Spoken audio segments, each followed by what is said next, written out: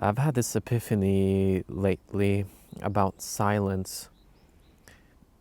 If you've been on the path of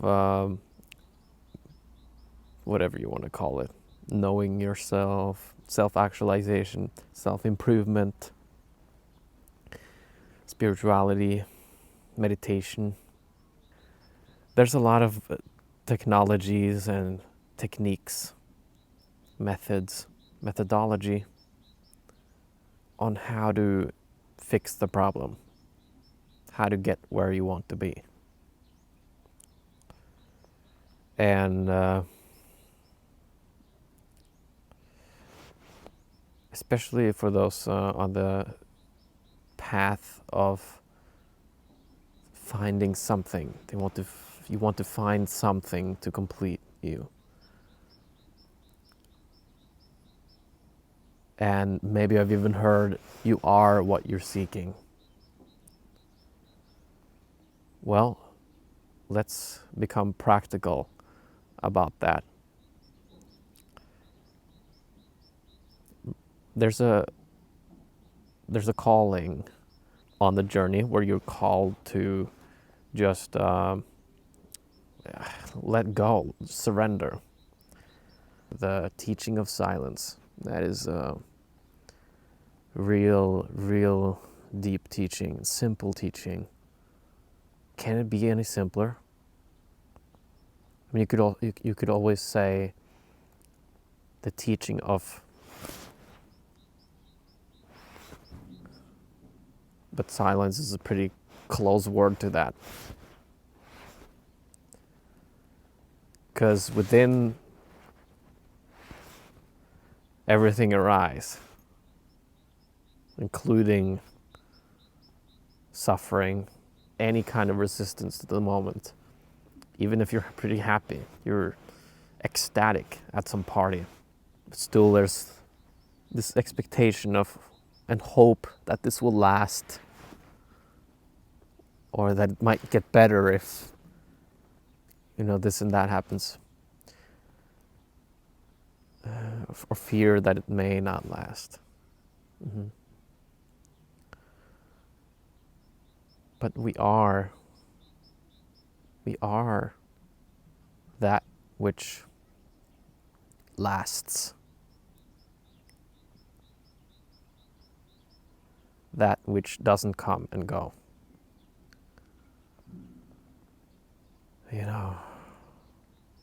And that is the silence, the emptiness. These are concepts. They're just pointers. But you know what silence is. What is the deepest thing you know? The deepest part of yourself. Can you rest there? That silent part of you. If you can tap into that part of you, then you will see eventually that it's a vaster and vaster part of you. And it's actually all you are.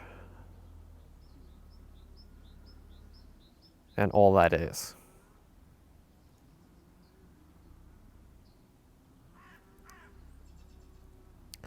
So, at some point, or at some points on this path of liberating yourself from social conditioning, that's been my focus on my videos, but also mental conditioning, emotional conditioning, freedom from, I call it suffering, okay, although that sounds dramatic. If you're on that path, at some point you will be called for an incline towards just letting go and being as you are.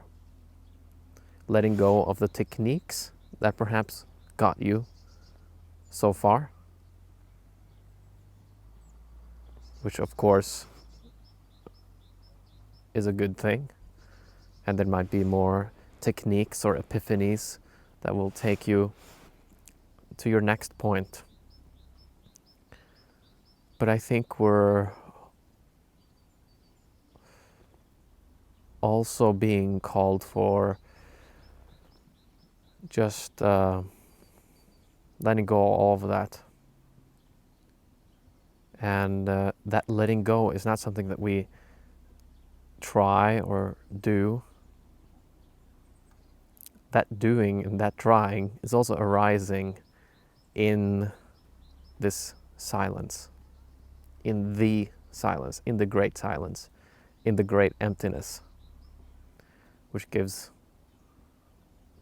a rise to all things and beings, all sensations, all phenomena,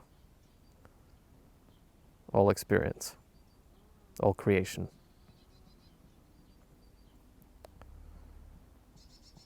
And that's perhaps why people say, many say, silence is killing me. Because that's first of all, it's not killing you as a body, so don't worry about that. The darkness is going to take me over. The silence is taking me over. That's just the ego being annihilated, or rather revealed. The truth is revealed, which wipes out the ego itself, or it sees its nature, its innocent nature, actually. That also came from the great silence, emptiness. It's the simplest teaching. I can't come up with anything simpler. But maybe one day I will, use another type of word, if it's nothingness or emptiness. But can you really be with yourself? Can you? Everyone can, for a moment. And in one sense, everyone are with themselves at all times. But can you be conscious of it? Can you really, be with yourself? Simply be with yourself. And from a non-dual point of view, there's no self to be with, or a Buddhist point of view, or a Hindu point of view, Vedanta, the Advaita, non-duality. There's no self to be with, and there's no two. But can you just be with yourself? That's what I mean. Can you be and choose if you want to use yourself in there linguistically or not? Can you be present?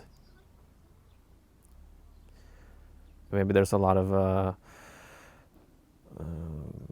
expectations and assumptions about what presence is as well.